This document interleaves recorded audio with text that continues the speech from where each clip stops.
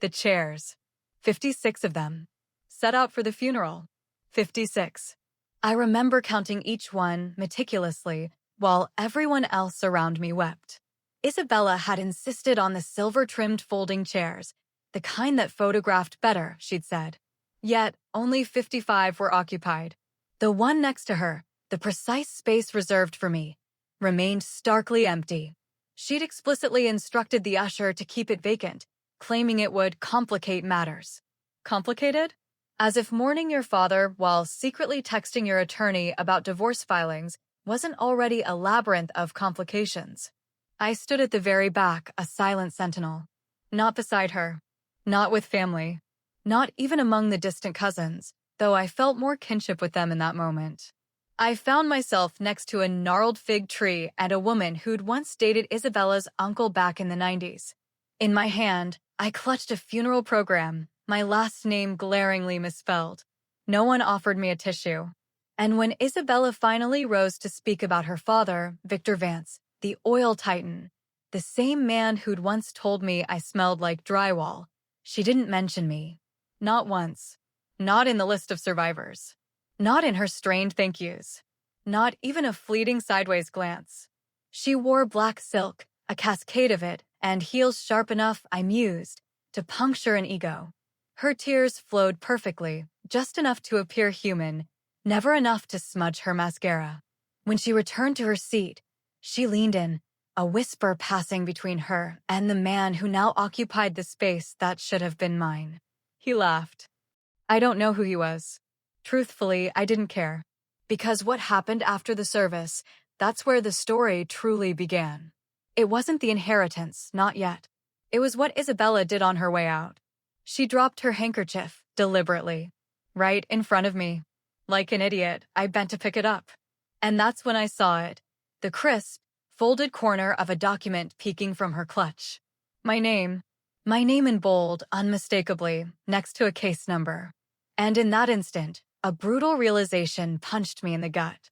She had filed the divorce before the funeral, before the flowers, before the eulogy, before her perfectly choreographed tears for a man who, by then, despised me and knew she only pretended to still love me. 2 days later, she would inherit a staggering $250 million. And 2 days after that, she would walk into our house, a plain white envelope in her hand, and deliver the pronouncement, Arthur, I'm choosing myself. But the will. Oh, the will had other plans. Plans Isabella Vance never saw coming. Plans that would drain the color from her face in a room heavy with mahogany furniture and the weight of legal threats. Plans that, for the first time in years, made me, Arthur Hayes, matter. I didn't sleep the night before the will reading.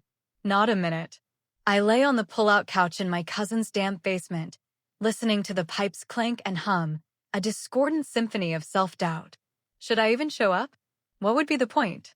Isabella had already taken everything, not just the marriage, but the very dignity I once held standing beside her. When a woman leaves you before the flowers on her father's grave have even wilted, you stop expecting fairness from the world. Yet, that document, that single flash of bold text with my name on it, it gnawed at me like a persistent hangnail you just can't stop picking. Why would Victor Vance, a man who consistently referred to me as the lawn ornament, include me in anything? The Vance estate was perched on a private hill in Hampton Chase, shrouded by imposing wrought iron gates and hushed whispers, the kind of place where even the breeze carried the scent of old money. I wasn't ushered in through the grand front entrance, like the true mourners, like the true family. Instead, I was directed to a side door, the one typically reserved for caterers and service staff. In Victor's eyes, I supposed, it was probably poetic. A small, elite group had gathered in the study, deep, unforgiving leather chairs, the lifeless stares of mounted animal heads on the wall, and a grandfather clock that must have ticked through 3 world wars. Isabella was already there, legs elegantly crossed, dressed in slate gray. No black this time. Her mourning period, clearly, was complete.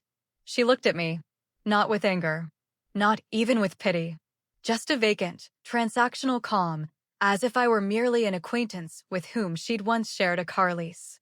Beside her sat the same man from the funeral. His shoes were the first thing I noticed, polished loafers with discreet gold tags. Nobody wears shoes like that unless they expect to be scrutinized. I gravitated to the far corner, where the light from the tall window barely reached. No one greeted me. Not even the lawyer, who shuffled his papers, holding a thick manila envelope as if it contained nuclear launch codes. He cleared his throat, a dry, formal sound.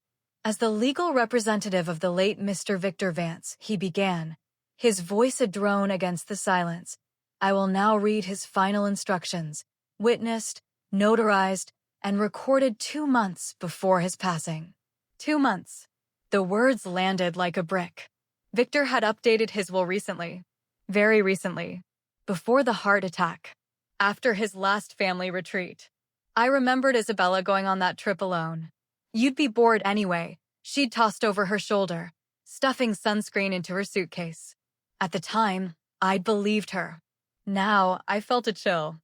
The lawyer systematically listed assets, sprawling properties in Rhode Island, a chic apartment in Paris, 3 vehicles each worth more than my childhood home, art pieces by names I couldn't even pronounce.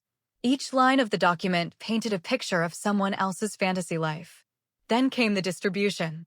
To my daughter, Isabella Elise Vance. Isabella tilted her head fractionally, like a queen anticipating her crown. I leave the sum of $1 million to be managed by the family trust under the oversight of Mr. Bradley Vaughn. Isabella blinked. Just once. The lawyer didn't flinch. She cleared her throat, a tiny, brittle sound. Did you mean 100 million? She asked, her voice barely a whisper. The room went silent. The kind of silence that thickens the air, making it heavy, suffocating. The lawyer adjusted his spectacles, his gaze unwavering.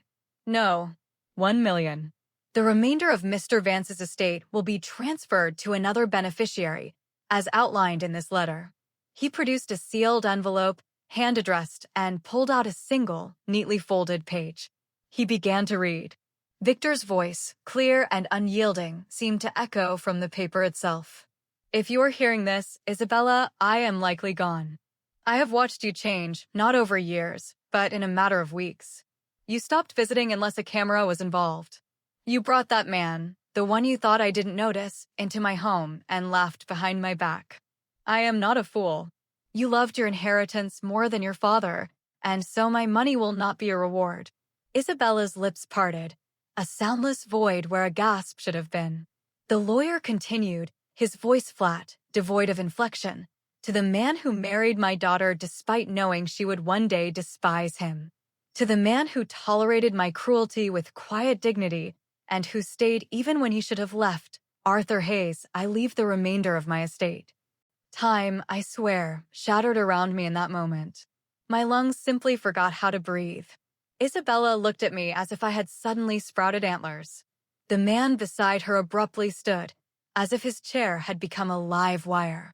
I didn't know what to say. I didn't want this. I just wanted my marriage back. I wanted my cat. I wanted my quiet Sunday mornings. But none of that mattered anymore. I was now the legal heir to a $250 million empire, and the woman who had discarded me stared at the polished floor, as though it too had betrayed her. I left the room before they could finish the paperwork. I needed air. I needed distance. I needed to scream and laugh and vomit, all at once. Isabella ran after me. I heard her heels scrape the marble tiles, faster than I'd seen her move in years. Arthur, she called out, her voice a strained cry. But I kept walking. Down the driveway. Past the elaborate fountain. Through the ornate gates. Because for the first time in my life, I wasn't the one being left behind. I walked for over an hour that day. Not because I lacked a ride, not to be dramatic, but because if I stopped moving, I feared I might simply explode. The air itself felt heavier. Even the ancient trees lining that state road seemed to lean in, whispering judgments behind my back. I didn't want the money. I wanted a time machine. I wanted to go back 6 months and shake myself awake until I noticed all the signs I had so foolishly ignored. I wanted to go back before Isabella started disappearing into her phone, before she started wearing that new, cloying perfume, before she started saying things like, You wouldn't understand the world I come from.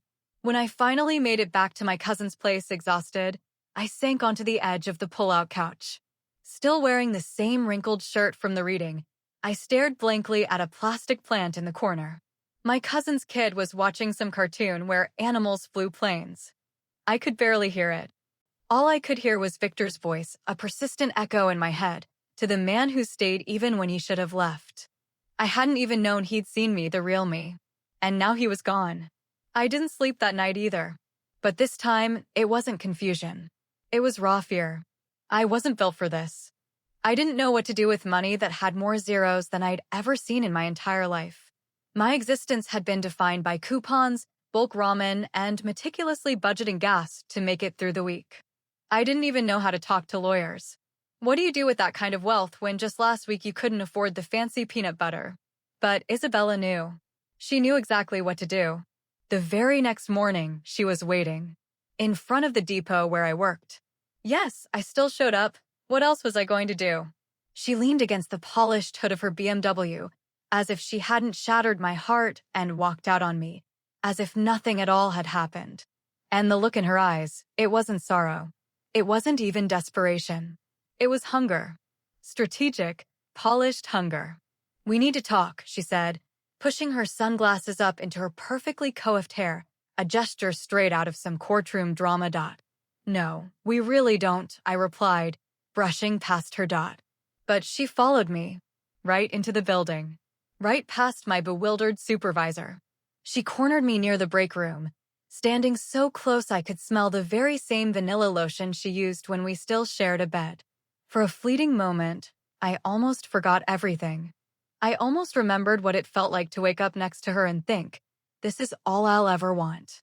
Then she spoke, her voice sharp, devoid of remorse. "You don't deserve this, Arthur." No apology. No guilt. Just that blunt pronouncement. I stared at her, genuinely stunned she possessed such nerve. She blinked, as if I were the unreasonable one. "You think this is your money," she continued, lowering her voice, a predatory whisper. This wasn't supposed to happen. He was punishing me, that's all. He always knew how to twist things. "You're just a symbol, Arthur. This isn't about you." I laughed then, a harsh, unexpected sound. Not because it was funny, but because I didn't know any other way to stop my hands from trembling. "A symbol," I echoed. "So I'm not even a real person to you?" She crossed her arms, a dismissive gesture. "You were a mistake that lasted too long." That line. I still feel the echo of it in my bones. A mistake that lasted too long. Before I could formulate a reply, before I could even process how deeply that cut, she reached into her designer bag and pulled out a thick folder. Legal papers, sections highlighted in bright yellow, post-it notes sticking out like angry, jagged teeth. "This is a revised proposal," she announced, her voice all business, "for the division of estate assets. You don't need all of it. You don't know what to do with it. You'll lose it. Let's be realistic. You'll get eaten alive." "Is that a threat?" I asked, my voice flat. "It's an offer, Arthur. A chance for you to walk away with dignity before you embarrass both of us." She smiled then, that same calculated, saccharine smile she used to give store clerks when she wanted them to waive a return policy. I didn't take the folder. I couldn't. My hands were clenched into fists at my sides, not from anger, I wasn't raised to hit or shout, but from a profound shame. Because a dark, quiet part of me believed her. A part of me thought, she's right. I don't belong in that world. But another part, a quieter, shakier voice inside me, whispered, maybe I do. Maybe Victor saw something in me that Isabella never did. Maybe staying, even when it made me feel invisible, meant something more than just weakness. She turned to leave, her heels clicking with an almost defiant confidence, the folder still clutched in her hand. "You'll call me," she said over her shoulder, her voice smug. "You always do." But this time, I didn't. Because this time, I had something I'd never possessed before. Leverage, and Isabella. She wasn't done playing games. But neither was I. By the end of that week, everything about my life felt surreal, like a poorly written play. I was still clocking in at the depot, still eating off-brand cereal in a borrowed basement, and still receiving texts from Isabella. Each one a subtle attempt to make it seem like she was doing me a favor, She didn't beg. Isabella never begged. She negotiated. Cold, calculated language. Let's be smart about this. We can avoid dragging it out. Think of the media. The media. As if the world gave a damn about a guy who once fixed his neighbor's dryer in exchange for leftover barbecue. But someone must have been watching, because by Friday, I received a call from one of Victor's estate attorneys, not the solemn man from the will reading, but a younger voice, tense and uneasy. He asked if I could come in to review supplemental documents. I confessed I didn't understand. It concerns the structure of the inheritance, he explained, his voice hushed. You'll want to read this yourself. The office was housed in a towering glass building downtown, the kind of place I used to pass on my way to dollar lunch specials, always assuming I didn't belong inside. The receptionist didn't even glance up as I entered. I sank onto a leather couch that probably cost more than my first car, sweating through my shirt, trying not to touch anything. When I was finally ushered into the conference room, they handed me a sealed folder and discreetly exited, leaving me in privacy. I opened it slowly. My name was on the first page in bold. I skimmed the lines, my mind barely registering the legal jargon, until I reached the section labeled Addendum, Conditions of Inheritance. It turned out Victor wasn't just bitter. He was brilliantly, exquisitely cruel, in the most precise, theatrical way imaginable. His money didn't just come to me, it came with meticulously crafted instructions. A substantial chunk of the estate, nearly 40%, was placed in a time-locked trust under my name. But here was the ingenious twist. That portion wouldn't activate unless I remained divorced from Isabella for at least 18 consecutive months. If I re-entered a relationship with her, married or not, I would forfeit that entire portion to, get this, a wildlife sanctuary for abandoned dogs. I read the paragraph 3 times, each reading prompting a louder, more incredulous gasp. Victor had literally designed a clause that would punish me if I ever took her back. It wasn't just money, it was a trap. A loyalty test from beyond the grave. And he'd included a note, handwritten, scanned, attached to the final page. Arthur, if you're tempted to return to the cage, remember, you were never the pet she only knew how to feed. Don't let her leash you again. V.V. It was both infuriating and oddly poetic. The man who had once mocked me for folding his daughter's laundry now posthumously declared me worthy of freedom and fortune.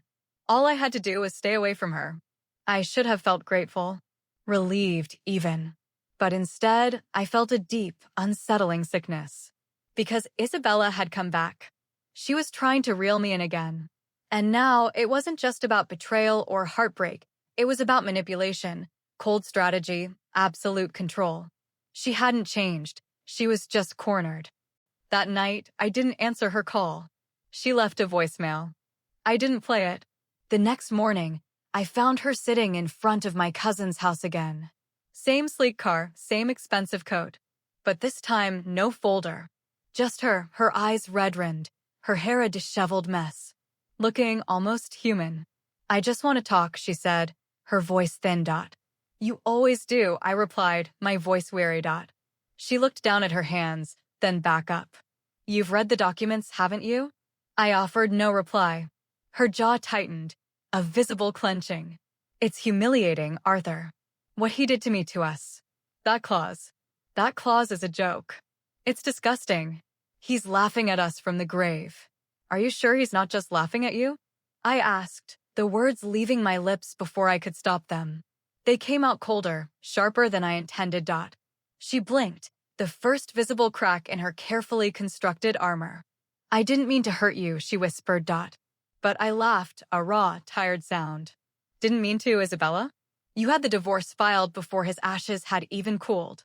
I was just supposed to roll over while you collected the money and the guy in the blue loafers. She looked like she wanted to cry, but nothing came. And in that terrifying moment, I realized something. She couldn't cry. Not because she was too proud, but because the emotion simply wasn't there. And maybe it never had been. Before she finally left, she tried one last thing. She reached into her coat pocket and pulled out a photograph. It was old, faded slightly from our early days. A picnic by the lake. Plastic wine glasses. Her head resting on my chest. She held it between two delicate fingers, as if it held profound meaning. "I keep this with me," she said, her voice softer than I'd heard in years. "You weren't just a stepping stone, Arthur." But I didn't take the photo. I left it on the porch after she drove away. That night, I looked up the sanctuary named in Victor's claws. It housed over 300 rescued dogs. One of them, I discovered, was named Barnaby Bones.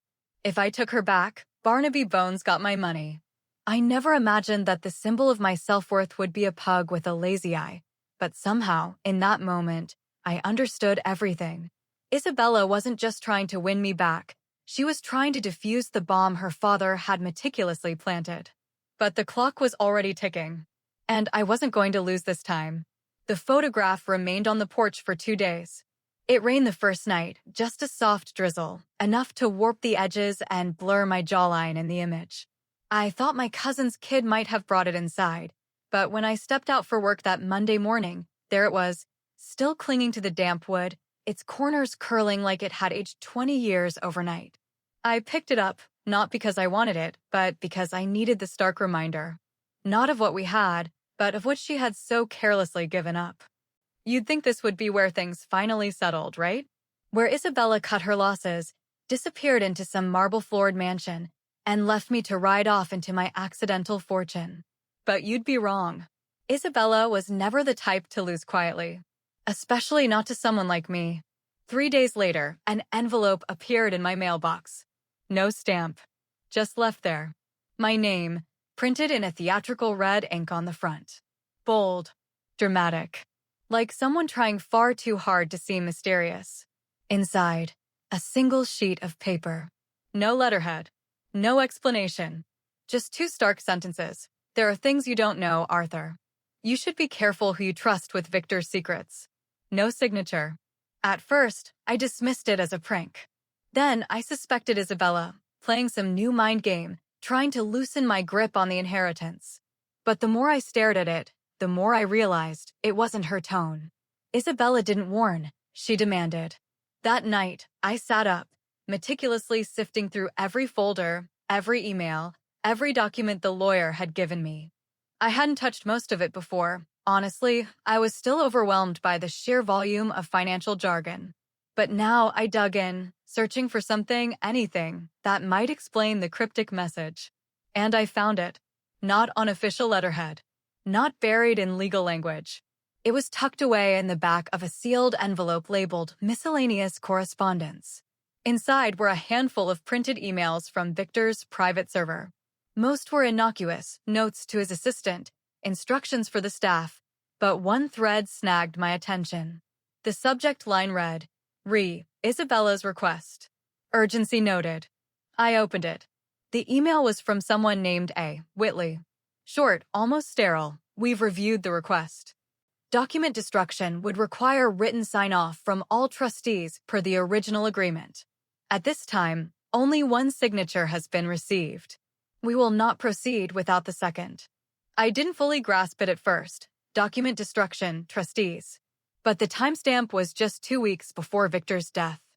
I flipped back to the earlier message in the chain, and that's when the breath caught in my throat. Isabella had requested the removal, the destruction of a file labeled Addendum C, disqualification clause. It didn't take a law degree to understand the chilling implication. I printed the emails and called Victor's attorney the next morning. When I told him what I'd found, there was a pause not long, just long enough to confirm he hadn't expected me to uncover it. "Mr. Hayes," he said carefully, his voice strained, "those documents were reviewed after Mr. Vance's passing.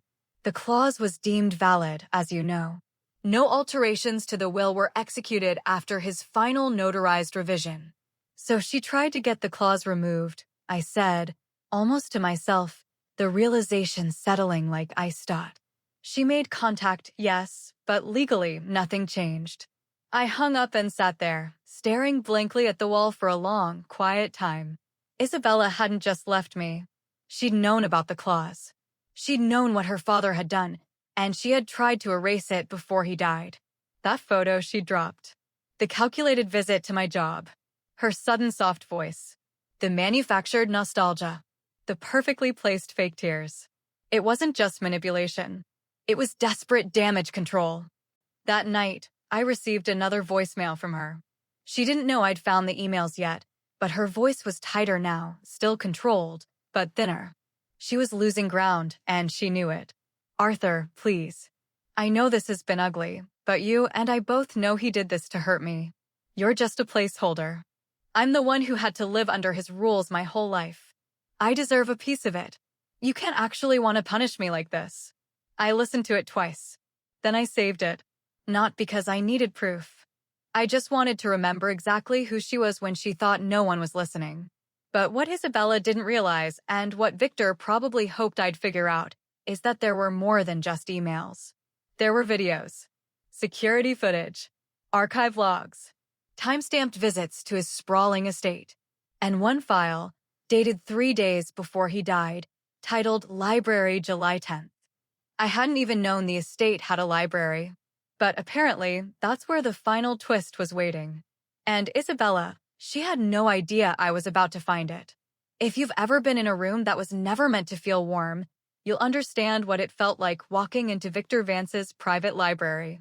It took nearly a week of calls, paperwork, and waiting for clearance from the estate manager before they finally granted me access to the property again. I had half expected someone to stop me at the gate, to say they'd changed their mind, that I'd been mistaken, that the money wasn't mine after all, that I'd simply go back to being invisible Arthur. But the guards recognized me now, not as Isabella's ex, not as the broken guy who fixed radiators. No, now I was Mr. Hayes, sole beneficiary of the Vance fortune. And apparently, even the stone lions by the front door stood a little straighter when you walked in with that title. The library was situated on the second floor of the West Wing, a section I'd never been permitted to enter when Isabella and I used to visit. She'd told me it was off limits, something about private archives and family history I wouldn't understand. Now I understood everything. It wasn't about books, it was about control. Because tucked between leather-bound first editions and a massive globe that probably hadn't spun in 50 years, was a hidden drawer behind a false panel. I didn't find it on my own. One of the estate staff, an older man named Horace, guided me there. He didn't say much, just handed me a small, brass key and said, his voice low, he wanted you to see it. Inside the drawer, nestled in a velvet-lined box, was a single flash drive. Labeled in Victor's unmistakable, precise handwriting, Library July 10th, final record. It felt heavier than it should have, like it wasn't just plastic and metal, but loaded with the entire weight of everything I'd been too blind to see for the past few years. I watched it alone in the estate study, with the curtains drawn and the doors locked tight. The file was under 5 minutes long. No music, no dramatic effects. Just raw footage from a fixed-angle security camera positioned above the fireplace in the library. It showed Isabella. Not crying, not mourning, not even alone. She was pacing, agitated, her phone clutched in one hand, the other gesturing wildly. She wasn't talking to Victor. He was seated behind his massive desk, motionless, watching her. His expression wasn't sad. It was one of profound exhaustion. I leaned in, straining to hear. You have no right to do this.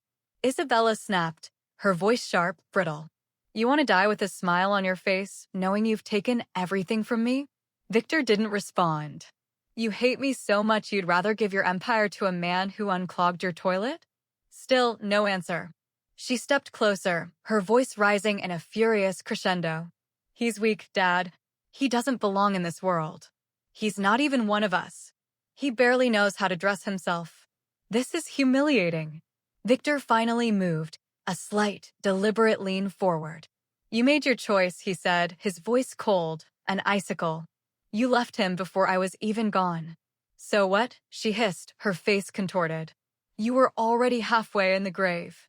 He held up a hand, cutting her off, his eyes piercing. And yet I lived long enough to rewrite the will. She froze, her normally composed face twisting into something close to stark panic. He continued, slower now, each word a hammer blow. You thought you could outsmart me. Have your freedom. Keep the fortune. Erase the consequences. But Isabella, there are consequences. You always thought love was leverage. But Arthur?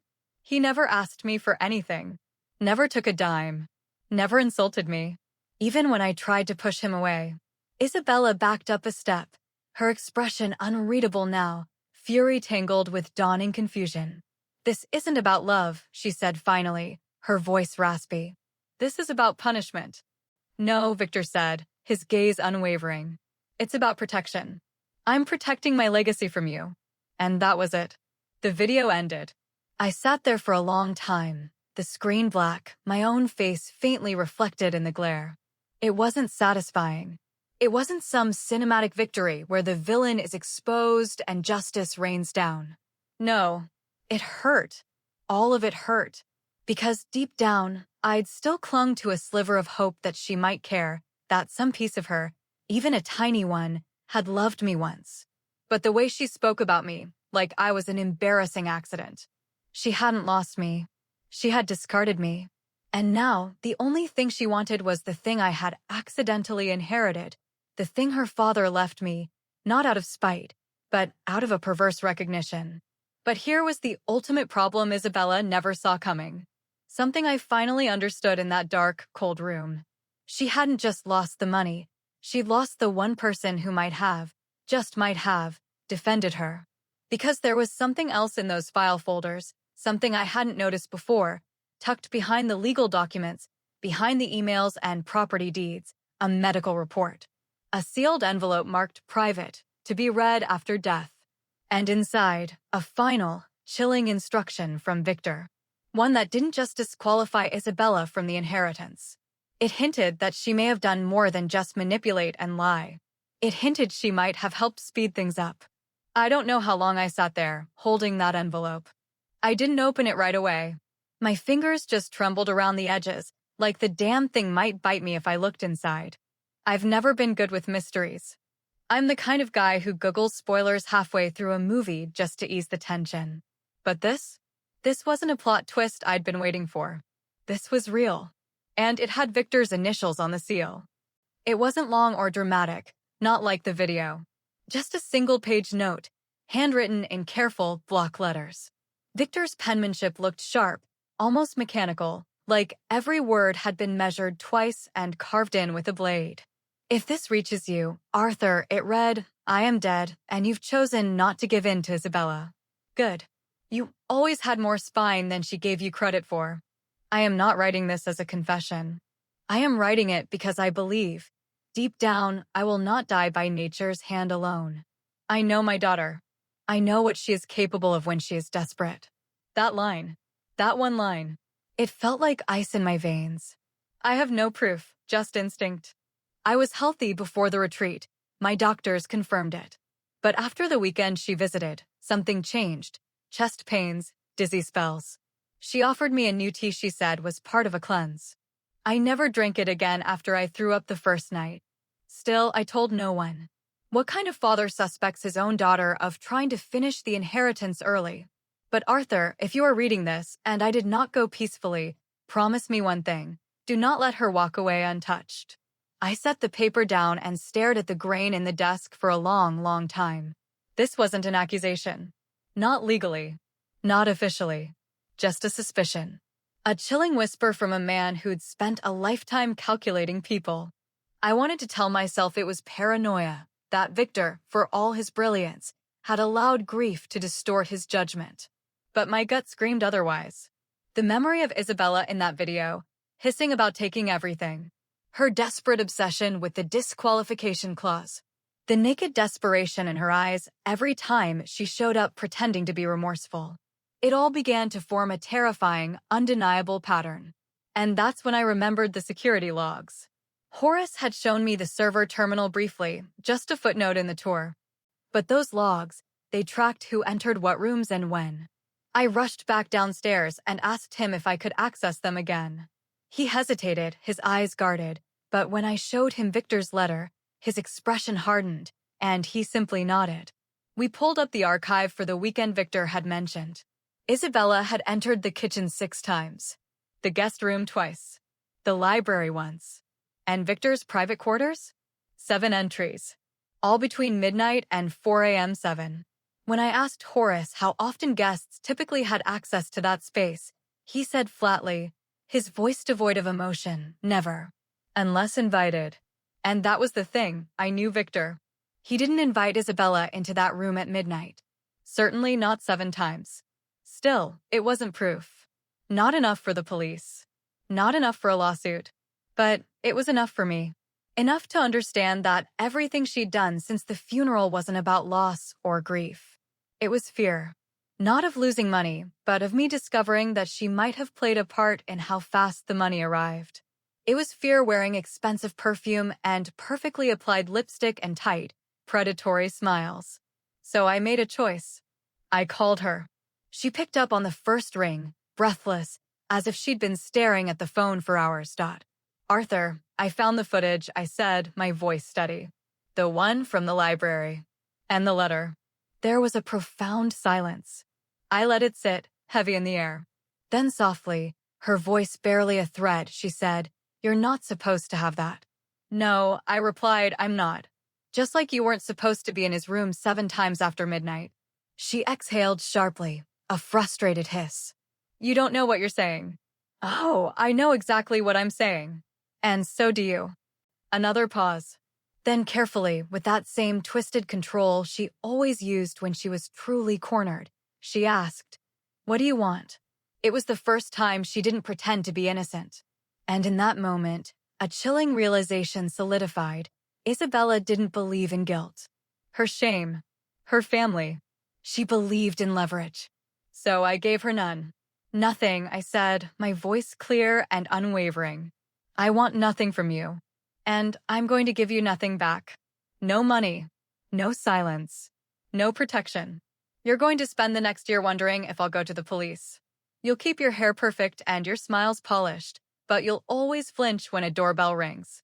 Her voice broke then, for real, a raw, desperate sound. "Arthur." But I hung up. I'd never felt stronger in my entire life. And I wasn't done.